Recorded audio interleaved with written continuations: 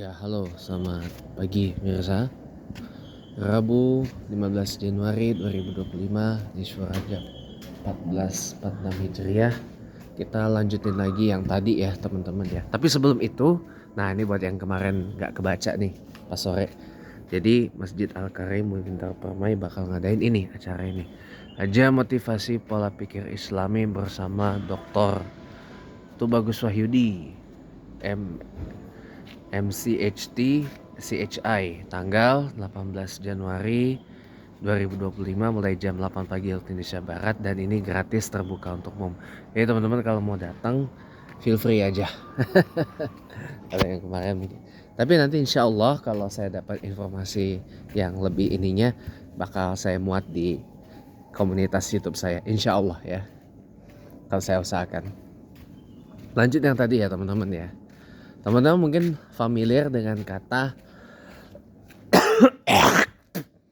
jodoh dan rezeki itu sudah ada yang ngatur. Ya memang. Tapi pertanyaannya gini teman-teman. Saya tuh maaf ya, seumur hidup itu ya gimana ya, pandangannya gini. Iya memang jodoh dan rezeki itu sudah ada yang ngatur. Allah memang. Pertanyaannya satu. Lah kalau kita cuma berpasrah diri doang nunggu gitu ya. Ya kapan dapatnya? Tapi bentar teman-teman ya. Oke, lanjut lagi kita. Pertanyaannya itu, kalau kita cuman sekedar nunggu, iya memang jodoh, rezeki udah ada Allah yang ngatur. Benar memang. Pertanyaannya satu, lah kalau kitanya nggak berjemputnya, ya kapan datangnya gitu loh. Kan saya selalu bilang, kalau kita pengen dapetin segala sesuatu, ya modalnya satu, ikhtiar. Saya selalu infus diri saya dengan doktrin ini, do it, gitu loh. DO spasi IT, mungkin boleh ditulis, dicerna aja. Kalau nggak ini, ditulis aja DO spasi IT, ya, do it. Kalau mau dapat sesuatu tuh do it, gitu loh. Nah, saya juga setuju dengan tadi, kalau hidup ini bukan hanya sekedar angan-angan gitu loh, ya, mengagumi tapi tanpa harus memiliki lah.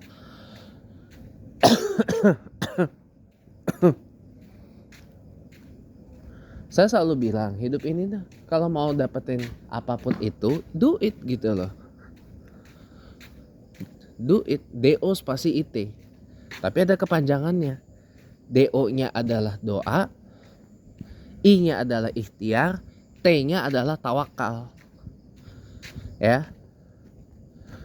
Jangan kita berdoa, ya Allah beri saya rezeki, ya Allah ini beri saya kesehatan, panjang umur dan sebagainya gitu kan.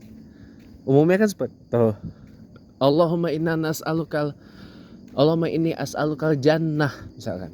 Ya Allah beri saya surga, masuk surga gitu kan. Lah kalau kita kagak ada usahanya bagaimana ceritanya bos? Gitu loh. Bukan kagak ada usaha, kagak ada ikhtiarnya, ya bagaimana ceritanya bos? Gitu loh. Jadi segala sesuatu tuh mesti pakai ikhtiar. Modalnya itu cuma ikhtiar tok gitu loh. Modalnya ikhtiar, tawakal.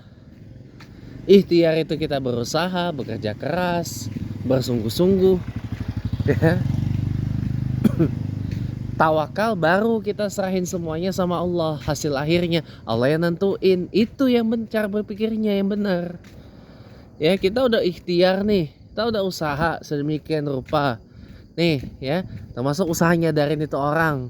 Kalau jalan lihat depan, jangan nengok mulu ke kiri, nengok mulu kanan, nengok mulu kiri. Nah lihat tuh, lihat tuh. Orang jalan, nah depan ada mobil. Ikhtiar nyadarin, woi jangan lihat kiri mulu, no depan ada mobil. Gitu loh. Kita udah usaha nyadarin. Apa sih kan? Tuh, lihat tuh. Kita udah berusaha nyadarin, tapi orangnya kagak mau sadar juga. Lah sudah, tawakal aja, baru serahin semua sama Allah. Yang penting kita udah usaha nyadarin. Kayak saya nih, usaha nyadarin tuh orang tuh, kalau jalan jangan lihat kiri mulu. Udah tau depan ada mobil, ya. Orang yang mau sadar apa kagak mah serah. Yang penting saya udah ikhtiar nyadarin. Gitu contoh kasusnya seperti itu. Ya. Kayak saya nih, kasih contoh kasus saya sendiri aja deh. Saya udah berusaha nih dapat pekerjaan.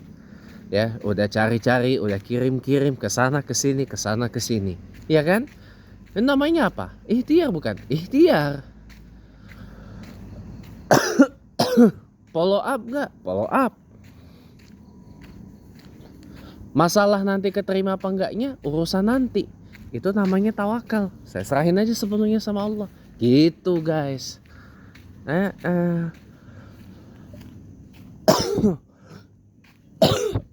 Gitu. Jadi jodoh, rezeki itu semua memang Allah yang ngatur, betul. Ya tapi kita ikhtiar juga buat jemputnya gitu loh. Sama halnya kayak gini teman-teman. Teman-teman mungkin anukan dengan semua akan indah pada waktunya gitu loh. Jangan juga ini digeneralisir sebagai labeling untuk ini pembenaran untuk orang pemalas dan sebagainya. Lah nggak gitu juga kali. Dan makanya salahnya gini teman-teman ya. Hasil akhir itu kita atau Allah yang nentuin? Allah.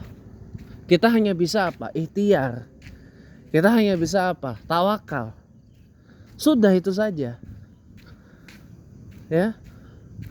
Percayalah semua akan indah pada. Bukan berarti kita yang menganut paham itu adalah wah ini kita nih pemalas dan seterusnya. Enggak gitu juga, salah. Maaf ya. Saya paling males gitu kalau udah ngomongnya kata bijak, motivasi, rich mindset dan sebagainya, tapi you ngelabelin orang macam-macam. Ya gimana orang nggak termotivasi, gimana orang nggak tersugesti kalau ujung-ujungnya you malah labeling. Jangan, kalau motivasi, sugesti, jangan labeling. Kalau labeling mah ya udah lu kasih aja label. Jangan bikin motivating labeling. Gak usah jadi motivator, jadi labelor. Tukang kasih label stempler. Itu. Tukang stempel label. Jangan, nggak boleh gitu. Ya, semua akan indah pada waktunya. Lah, pertanyaannya kita nih udah usaha jumpalitan, udah ikhtiar jumpalitan, pala di kaki, kaki di kepala, tangan pindah-pindah ke yang mana kanan yang mana kiri, pada bingung dah. Tuh udah banting tulang orang pula dibanting-banting. Sudah tulang orang dibanting, tulang orang lain pula kamu banting-banting. Ya. Sudah tulang orang lain dibanting, orang lain dibanting, kamu banting lagi tulang orang, ya. Tapi belum kejadian juga. Ya, belum indah juga. Orang pasti akan bilang, semua akan indah pada waktunya kalau kita yang menciptakan ini. Ya, waktu yang indah itu. Ya kalau Allahnya belum mau bagaimana? Itu makanya saya kadang-kadang suka bilang, enggak semua kata bijak itu dan counternya atau dukungannya itu cocok buat kita, teman-teman. Apalagi kalau orang udah agama Islam. Sudahlah, gitu loh. Saya cuma mau bilang gini aja deh, paling simpelnya. Ya. Semua akan indah pada waktunya. Kalau kita tahu yang maha mewujudkan keindahan itu siapa? Allah.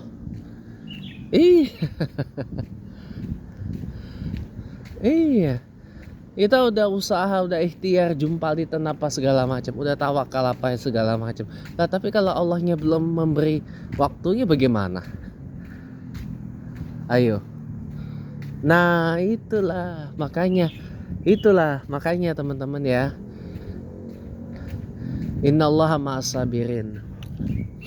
Gitu loh. Allah itu bersama dengan orang yang sabar. Tugas kita cuma kewajiban kita cuma satu. Apa kewajiban kita? Sabar ngejalanin semua. Pasti indah. Allah tentukan waktunya kapan indahnya itu. Bukan berarti semua indah akan indah pada waktunya. Itu pembenaran alibi untuk orang pemalas. Nenek lu kiper.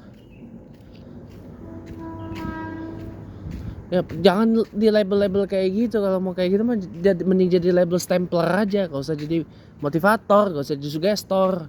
Kalau dikit-dikit label, oh kamu nih ndak bangun 4.30, kamu ndak bangun 4 pagi, kamu nggak ini, kamu bukan lelaki, kamu bukan apa segala. Ya Allah ya Rabbi ya Rasulullah, ngeri saya kalau udah baca aja ngeri, apalagi kalau udah dengernya ngeri saya. Ini orang mau memotivasi apa mau melabel, gitu loh. Ini orang mau ngasih sugesti apa mau nge-label. Teman-teman, saya kasih tahu ya, hati-hati dalam memilih motivator, hati-hati dalam memilih sugestor. Banyak orang mendadak jadi motivator, banyak orang mendadak menjadi sugestor, tapi nggak tahu bagaimana cara memotivasi dan mensugesti yang baik dan benar. Apalagi kalau apalagi kalau buat kita yang Islam, hati-hati teman-teman. Hati-hati teman-teman, hati-hati gitu loh ya.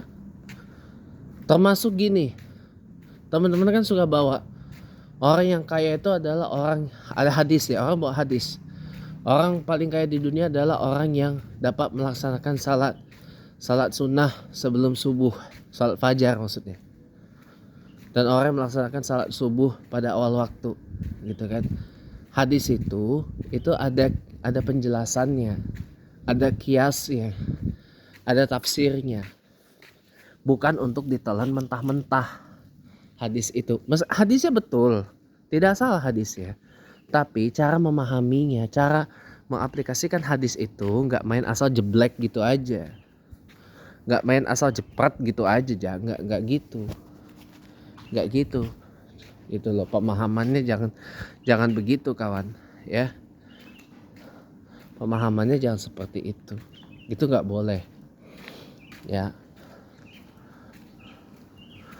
Nah terakhir nih yang saya mau sampaikan ya, akhirnya saya mau sampaikan, hemat pangkal kaya itu gak usah dipakai lagi deh ya.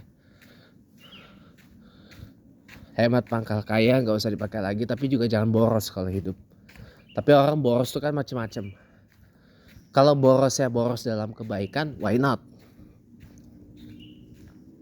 Kamu sedekah brutal, kenapa tidak? Kamu infak brutal, zakat brutal, kenapa enggak? Yang penting mampu. Kalau enggak, gak usah dipaksain. Orang boros itu kan macam-macam.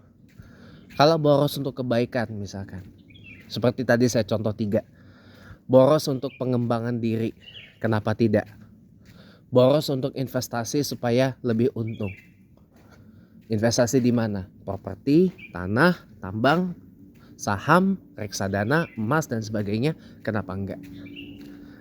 Yang tidak baik itu adalah boros untuk hal-hal yang hedonistik, apalagi konsumtif. Itu. Tapi kalau boros untuk hal yang baik, kenapa tidak? Boros misalkan nih buat beli buku banyak untuk berilmu pengetahuan, kenapa tidak? Gitu ya. Jadi hemat pangkal kaya itu gak usah dipakai lagi lah ya. Uang itu harus kita putar biar berkembang biak. Investasi salah satunya, atau diputar menjadi usaha gitu. Insya Allah keuangan kita akan jadi lebih baik nantinya. Ya, itu aja yang dapat saya bagiin pada pagi hari ini.